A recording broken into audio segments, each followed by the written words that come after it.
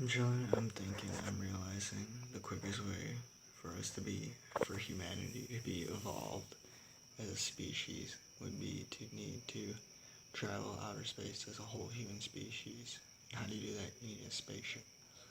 So, what I'm saying is, as a human, whole human species, we need to create a spaceship so we can leave Earth as a whole human species, travel outside of the galaxy and within the universe, within that spaceship.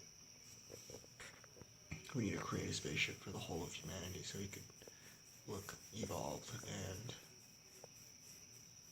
intelligent and wise and enlightened. How do we do that? We need to be able to know how to create it. And if you want to know how to create it, you need to make sure that your working space is clean and pure.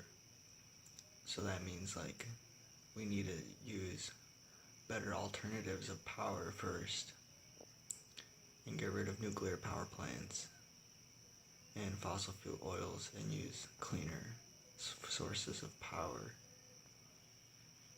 to power electricity. And then we need to breathe clean air constantly and clean the air that is polluted. And then we would need garden towers with hemp,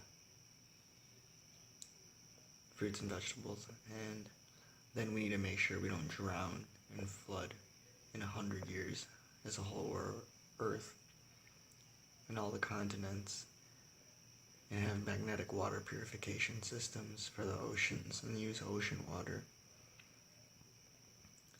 And then we would be able to create the spaceship without being drowned in 100 years, as that's like the timeline and deadline of needing to create magnetic ocean water purification systems, garden towers, and by then we would be switching to cleaner forms of energy and more powerful forms of energy. And that would require magnets and nanomagnet technology, nanomagnet coil technology, nanotechnology, magnetic motors. So it's like magnetic motors, but in like a nanotechnological form. And pretty much like free energy towers in a Wardenclyffe tower, free energy tower in nanotechnology, within the field of nanotechnology.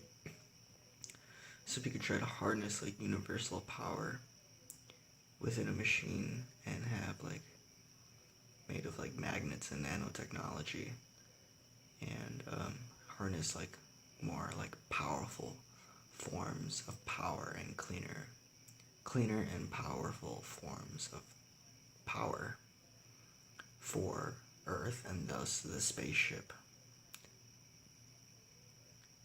so that we can start building the spaceship. But we can't really build that until we make sure that we can build it and we don't flood. So within 100 years we would need to create magnetic water purification systems and build garden towers to use enough water so that we don't flood, so that we can create the spaceship for the whole of humanity on Earth. So I'll talk more in depth about it if there's questions on this. And it's pretty cool because the very essence of us using cleaner forms of power and more powerful forms of power in a smaller machine within the field of nanotechnology, that that sparks an evolution within technology. And the goal is to travel outside of the galaxy and within the universe and past the constellations, other constellations. And so to do that, there's a process so that we can do that, so that we don't die while trying to do that. And like the very guidelines within outer space and how to navigate and behave psychologically as a human species within outer space.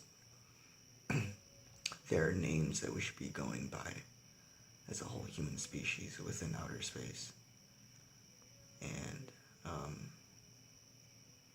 we need to be as clean, as purifying, and have an intentional goal of keeping everything alive for as long as possible, for the goal of eternity as like a whole species of race. And living for, as the whole race, like as a group, keeping that alive for eternity, and individually living to eternity. And so how do we do that? We would need clean forms of power so that we don't pollute ourselves, so that this bioorganic body doesn't toxify and die quick. And to do that, we would need to purify so that it actually lives longer and does the opposite of what's going on now. Because we only live to an average of 100 years, if you're lucky. And so to purify everything and clean everything and use the cleaner forms of power would mean, in essence, you would live longer. And so again, like, these are all like facets and dimensions that would be the outcome for the spaceship, so that we can travel outside of the galaxy and other constellations and within the universe itself.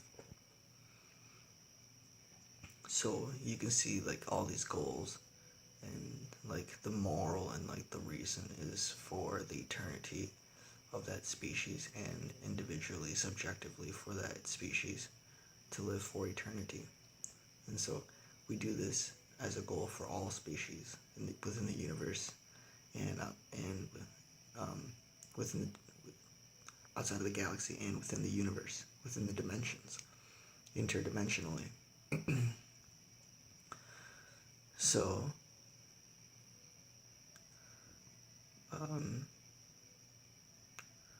we need to help live for eternity.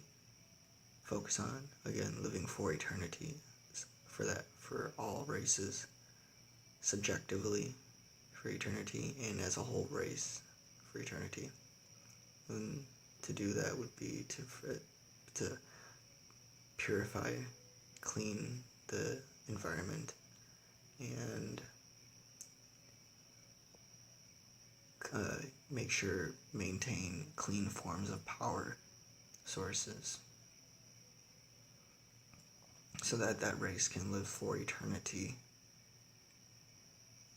as that species.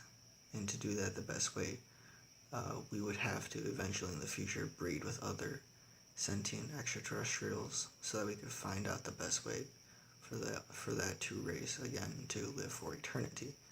So then a catalyst is made where that race and the other race that is breeding for the goal of eternity for that subjective being, and for the races itself, would help benefit in that species, in that DNA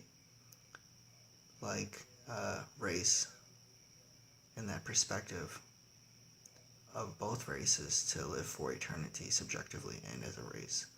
So you can see like the double synchronistic synergy behind breeding with other beings that are sentient, so that we can live for eternity. And so that is insane. And it takes a lot of research to understand like clean forms of power.